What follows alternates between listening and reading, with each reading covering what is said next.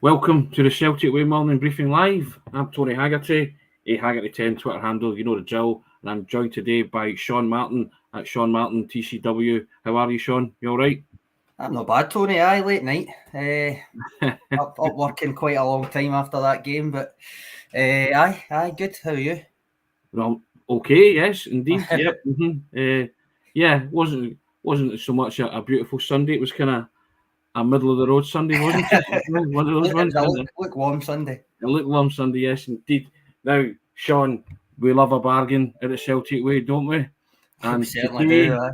is the last day to grab yourself a bargain, ladies and gentlemen. If you subscribe to the Celtic Way, it costs you £1 a month for the first 2 months. You'll be No, £1 for the first 2 months, Tony. It's even better. It's even better, aye. £1 for the first 2 months. Yeah, there you go. It's an even bigger bargain. You'll be supporting top quality journalism, and you'll see lots of great stuff on the site. For those of you who have subscribed already, thank you very much. Some great feedback. And you've been with a chance to win a £100 gift card. All you have to do is hit subscribe, log on to www.celticway.co.uk/subscribe, grab yourself a bargain. Last day, £1, 2 months, some top quality stuff there. There's lots of stats and analysis, opinion pieces from myself, Sean Allison, Kevin McKenna, and boys from Boys Analytics. Yep. All sorts of stuff. It's there's something for everybody on the site. And as I say, you could be with a chance of winning a £100 gift card. You know what to do. Hit subscribe, www.celticway.co.uk/subscribe. Now, Sean, the association football game yesterday in Glasgow ended 1-1, honours even. It suited Celtic. They are now 6 points ahead with 9 to play for. It's all but done and dusted, Sean, is it not? Aye, it is, isn't it? I mean, that I said in my colour piece this morning, you can't win a draw, but that's as close as you'll get to it.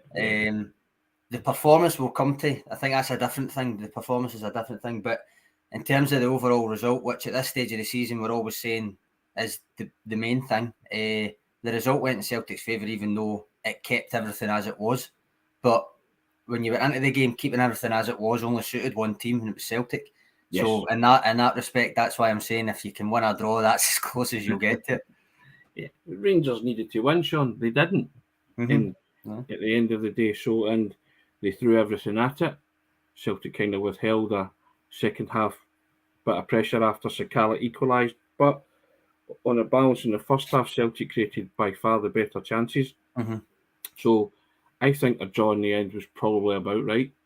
I agree with you. I think once again the kind of, I'll dig into the stats later on the day. If you want to check your website for the kind of stats roundup and stuff, but I think it'll probably bear out that it was pretty even again, like the last couple of derbies. You get different narratives for different people. I think all three, the kind of the trilogy, so to speak, were pretty even.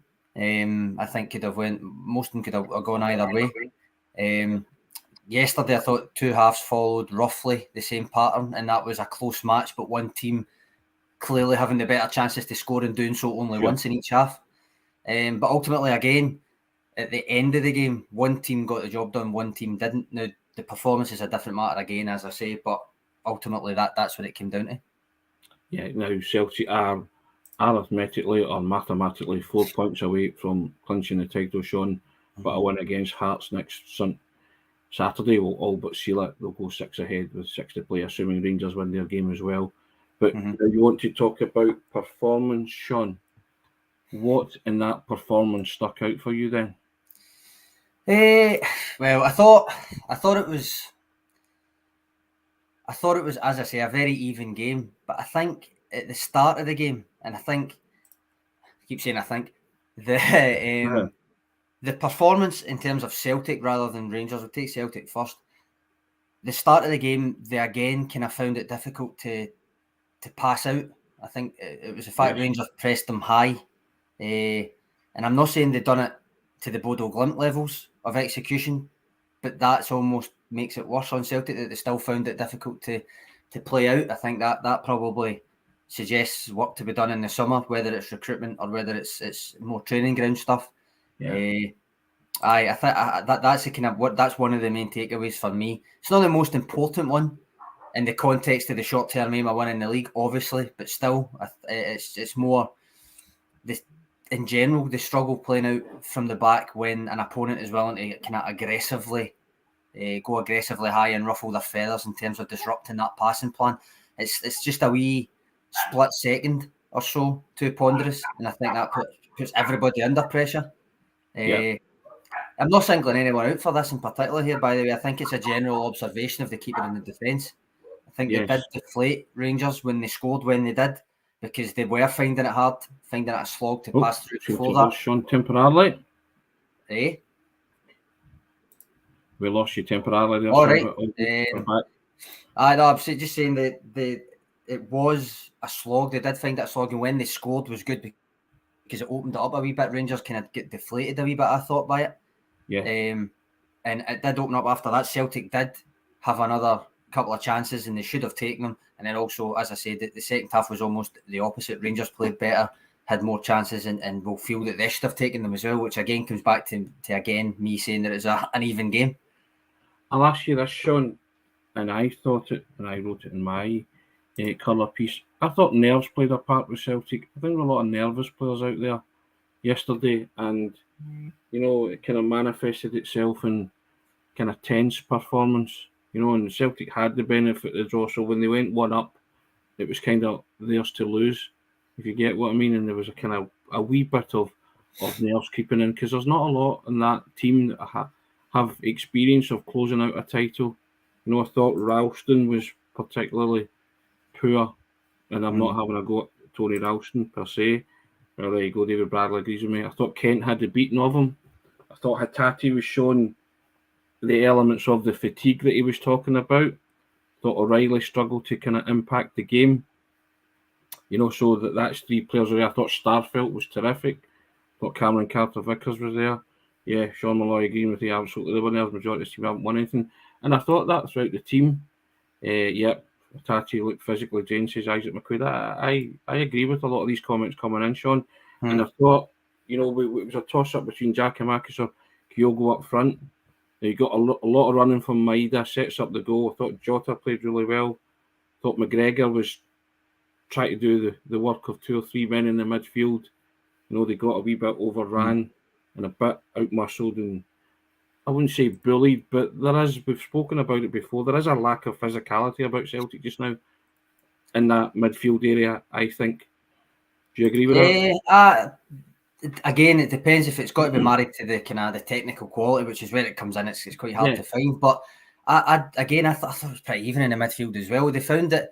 I mean, you looked at the lineups, and the first thing that stuck out to me was that Van Bronckhorst had started Davis, which to me suggested, because it was at the expense of Ryan Jack, presumably, but it was kind of suggested to me he was going to go Lundstrom and what do you call him?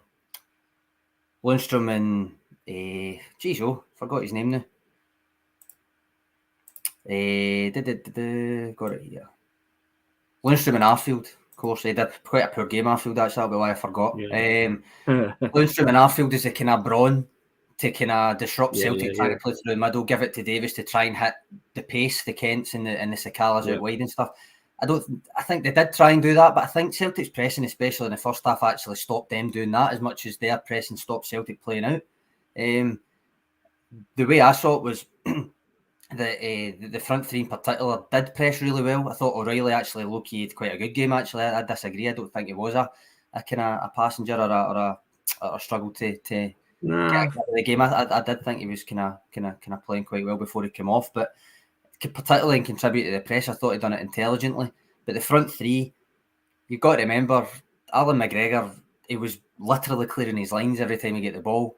All right, sometimes he was trying to aim for the likes of Tavernier up against Greg Taylor out in the wide position, but most of the time the pressing was working. It was sending them long to areas that they weren't going to hurt Celtic. So in that sense, I think maybe a wee bit of introspection will say, well, it wasn't actually that bad. It was just the kind of, again, the perception of the end result. But the second half was different. The second half, I thought they did kind of struggle to implement their game plan. And I don't know if I agree that, I see a comment, I can't remember where it was here, but I seen a comment that if Giakoumakis started, that would have made the difference. I don't think it would have been. I think you saw when he came on, he'd done next to nothing. He had a couple of good hold-up plays, but ultimately when he get booked, he disappeared, I thought. It might not be fair, and I don't actually know if he should have been booked. I think John Beaton said it was 3 fouls. Not convinced that at least one of them was a foul, but regardless, I don't think he made that much of a difference to suggest that he would have made a difference starting. I thought Kyogo done all right, actually. No, listen, I don't. He didn't get a sighted goal, but you get a lot of pressing from Kyogo and work rate and energy from Maida and Kyogo. So, and I thought Jota, his best game against Rangers, scored a cracking goal, brilliant cross in, and Maida also had a couple of chances on the header and a shot over the bar, which if Celtic do take their chances, then they could have won that game. Conversely, Rangers could have won it in the end. Sakala's equaliser, shot off the post, and Arfield's shot, which was a brilliant close range chase from Joe Hart. So, I agree that again, I thought a draw was fair in the end. Scott House said we just need to be more clinical. Simple as that. Yeah. I mean, if you look at the Rangers goal, and it was good interplay between Scott Wright and Scott Arfield, but I would argue, even watching it back, I don't think Sakala's touch is deliberate. I think it's a poor touch that it falls to Ryan Kent, and then at that point you could argue, right, where's Ralston? Is Carter-Vickers covering the right area? That kind of thing. But ultimately, I think Sakala's touch, the one where it loops in the air, I don't think that was a deliberate touch. I think that was a miscontrol that then caused kind of enough confusion that he ended up free enough on the kind of left half space of the box, and it was a good finish. I think when you look at from a keeper's point of view, they always say they're disappointed to get beat at their near post. Could they have done better? I thought potentially at full flow, but then when you see it back, I'm thinking it was a really good low drilled shot, and he did place it well. So it might be a wee bit harsh on Joe Hart to say he should have saved that. Plus, later on in the game, he did come up with a really big save. Yeah. Remember, so and later on as well, remember the Sakala chance. When I looked at it, it comes from McGregor's slack touch in the midfield, which is obviously uncharacteristic because he was having a good game. McGregor, he did have a good game overall. There wasn't a foul on Giakoumakis before it. I thought it might have been. It wasn't. McGregor took a slack touch. And then, luckily for Celtic, Sakala's got a wee bit of the Kenny Miller about him in terms of give him time to think and he's liable to miss. So I think that came to fruition there. But as you say, and this is where I come back to the parallel of the first half and the kind of the start of the second half, Celtic missed those kind of chances as well. The Maida chance, the Maida chance is probably the best chance of the game, including Sakala's. Yeah, of course. I mean, Maida's header was a real chance, and Jota had a chance with the head as well. But a wee bit of composure there, actually. I thought Jota could have taken 2 or 3 touches, could have pulled it down in the chest and run in for a shot at goal rather than go for the first time header. But easy from where you're sitting, isn't it, to sort of say that, But no, it's something else that struck me, Sean. I was just Hatate, he did look really tired, didn't he, and a bit jaded. And the manager has stuck by him. But I just think the rigours of the season of playing kind of back-to-back seasons have caught up with Hatate now. Maybe he does need rested. Maybe, aye, but I mean, it's second half. Definitely, I thought he looked a wee bit gassed. First half, he was getting it at half time on social media. I could see. I didn't think it was that bad in the first half actually. And I think it's. I sound like I'm making excuses for them all here, but I never think it's as bad as what the immediate reaction is a lot of the time, and I think that's been the case with Hatate. I think a lot of people expected to see him gassed and therefore saw him gassed before he was gassed. But no, I think it was right to take him off. I would have kept O'Reilly on a wee bit longer. I thought he was actually doing all right. Not at his creative best, but I think he was doing all right. And that's maybe because. Excuse me. Maybe because I think O'Reilly's a baller, and he's not. He wasn't his creative best. Then I was a bit harsh on him, but I just expect more from O'Reilly, in a creative way, because he's got it in abundance. I know he did a couple of nice things, but just not enough for me, Sean. Because if O'Reilly plays, then you're creating a lot more. I just felt he wasn't involved enough in it, but. I mean, on the ball, potentially. He did weirdly have a headed through ball. I don't know if that's a thing, but the headed through ball that I thought was quite good. But I would say that he was doing enough off the ball. He's intelligent, kind of contribution to the press and stuff. I think he justified his inclusion. Probably would have given him another 10 minutes or so, but obviously Ange Postecoglou wanted to make the subs around about the hour mark. I didn't think Rogic done much when he came on. I thought he struggled to get himself involved. Maybe just part and parcel of the way that the game went, because initially when Celtic were 1-0 up, the subs kind of looked as if it was going to make a difference and kind of see them maybe over the line. And when you looked at the bench, I'm thinking the respective subs, Giakoumakis, Beaton and Rogic for Kyogo, O'Reilly and Hatate, then Abada for Maida later on, compared to Ryan Jack and Scott Wright for Stephen Davis and Joe Aribo. I'm thinking, well, Celtic's get the upper hand here with these subs. And I do think that the overall quality of the subs certainly favoured Celtic, but it didn't work out like that, obviously, because Rangers, as Ange Postecoglou said, the difference in the second half was one team had nothing to lose. So they kind of threw everything at Celtic. I don't even think throwing everything at Celtic meant it was an onslaught. I don't think it was ever a Rangers onslaught. No. But I see where Ange Postecoglou was coming from with that comment in terms of the second half being a different. Do you know how he likes to say? He said it before the game. He said it after the semi-final that a cup game's different from a league game. A home game's different from an away game. All that kind of thing. Well, yesterday the first half was different from a second half in terms of what it meant to the overall league.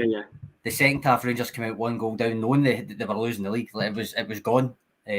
Some argue probably still is gone. I mean, we said we started this show by pointing out that they're not going to come back from that. You wouldn't think, but it was definitely gone if they lost. So from Ange Postecoglou's point of view, that's what he was kind of meaning by the kind of game state in a way. The way that it changed meant they threw everything at Celtic because they had nothing. Well, he said that we were holding on and we was pleased we didn't get beat. And you don't really hear him saying that often. He's never said that this season at all. Well, he's not really had to, has he? I mean, apart from the opening 6 games, they lost 0-6. But he and that was his kind of telling comment for me that maybe he thought, all right, and they did enough to just hold on and get a result, which means they can move on to next week in Hearts. But I just thought there was just a lot of nervousness there, Sean. I have to be honest. You know, and I agree with that comment from Retro Celtic. It's as much as we'd kind of discussed before it was almost like a pressure-free, like a free-hit derby because the cushion of being top regardless of what happened at the end of the day. But it wasn't really perceived like that because you get a chance to essentially kill off your only title challenger and there's never no pressure on it. So I think Retro Celtic makes a good point there that it was a crucial game for both teams in different ways, obviously, and more crucial for Rangers because it would have ended their hopes. But I agree with that. I think you could see that in the second half. I think the players just felt it was a missed opportunity at the end, wasn't it? As they kind of took they went round the fans and they were clapping the fans, but they just felt that they'd missed a wee opportunity, as you say, to kill it off completely against Rangers, which would have been a sweet moment for them all. But their moment will come, Sean. They've got 3 games now to clinch it, and it will arrive, whether it arrives next week against Hearts or Paradise in midweek. Or even against it goes to last day against Motherwell, so be it. But Celtic will win the title. That result cemented it, and it's just a waiting game now. To be honest, for me, that's the most positive thing about Sunday. I think so. And despite the fact I'm saying it was an even game in pretty much every way, I think almost an even game suits Rangers a wee bit better than it does Celtic because it usually means Celtic aren't in as much control as usual. And again, did it matter? No, it didn't on this occasion. But it might next season. It might in Europe. Both sides had chances that they'll feel they could have converted. And as I say, it wasn't a Rangers onslaught or anything, but that's my feeling on it. It was an average display from Celtic, but a good result and essentially job done. Yet one of the kind of overarching takeaways for me is must do better in such context next season, and that includes European games as well, which there's more than a few comments. There's too many to actually put them all up. Mentioning that it's not necessarily this game, it's what's to come, other derbies, European games, that kind of thing. Where the stuff I'm talking about passing out from the back, not being as phased by an opponent that will press you highly, that kind of thing needs to be improved. Whether that's recruitment in certain key areas or whether it's improving who's there, we'll see. Indeed. Now, Sean, just ask you, 2 penalty claims that Celtic had. The fans were the one on Jota in the first half. Tavernier kind of barges him, and then the handball with Rogic playing it off Lundstrom. Did you think either of them were penalties? The Rogic one definitely wasn't. No, I mean his hand was right in at his belly. It was nowhere near it. But the Jota one, I could have seen it being given. Would it have been soft? Probably, because I think different situation. But at the other end, when Carter Vickers used his strength to outmuscle, was it Kent? I can't remember. Somebody tried to run across him anyway. He used his strength at that point.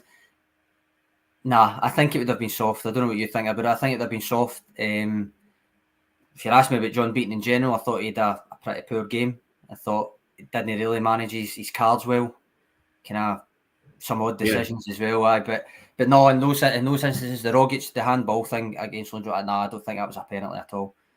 Jota one could have been given, but might have been a wee bit soft. Take the draw, Sean. Move on to Hearts. Aye, I mean that's all you can do. There's everything still suits Celtic. The ball's in Celtic's court as it was before it, as it was going to be whether they lost or whether they won or whether they drew. Yeah. So aye, it's what did you say, a waiting game? That's what it is. It's a waiting game. Now, Sean, last night it was the PFA Scotland Awards. Celtic swept the boards at them. Callum McGregor won the PFA Scotland Player of the Year. Ange Postecoglou won the PFA Scotland Manager of the Year. Tom Rogic won the PFA Scotland Goal of the Season with his solo goal against Dundee United in the 3-0 win back in December. Leila Bada won the Young Player of the Year, and in the Women's Young Player of the Year, Jacinta won the Young Player of the Year. Now, that's quite an impressive haul for Celtic over the course of this season, and it's probably a due reflection of everything that they've achieved.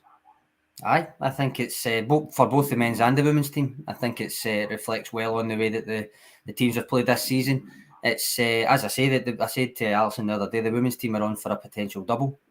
They're still on for that. Celtic almost at the double now. Odds on for that. So and you've got to remember, in the context of what Ange Postecoglou inherited, Manager of the Year, well deserved, I would say. I mean, the only one I would argue would be close would be Dick Campbell. If Arbroath go up, they've obviously missed out in winning the league. They could still go up, but the way that these votes happen, they happen well before that's going to be known.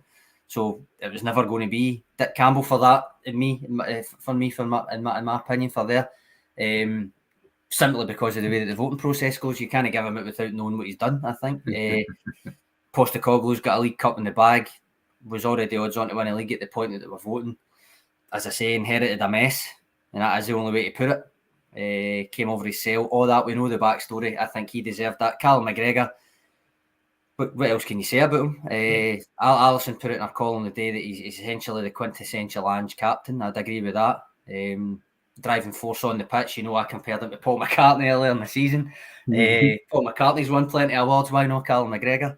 I think it was well deserved, and I mean, Leila Bada, you knew he would get it. Look at the return. The stats alone tell you that he would deserve that. So, quite happy with that. Yeah, I mean, lots of comments coming in saying Sean Curran, Cal Mack is a class act. He most certainly is. You do run out of superlatives for Cal Mack's contribution this season, really, don't you?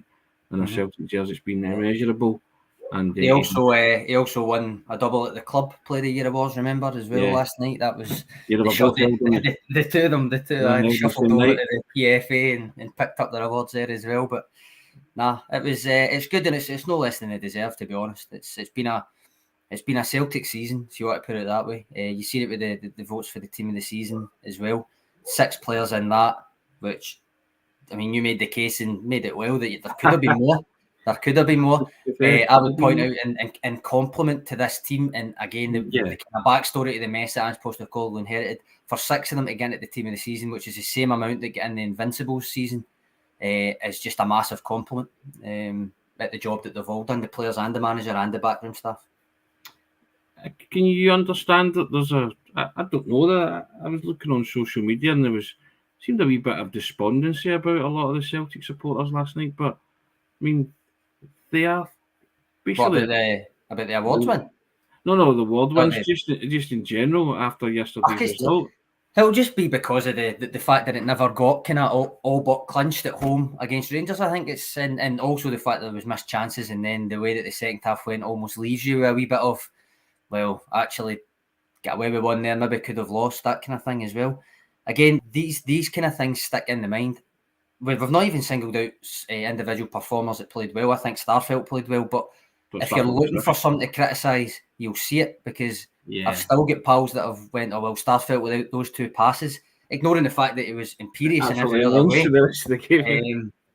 That kind of thing sticks in the mind, same as maybe the Sakala hitting the post that is the closest chance near the end sticks in the mind, when in reality it was a really close game and a draw was probably fair.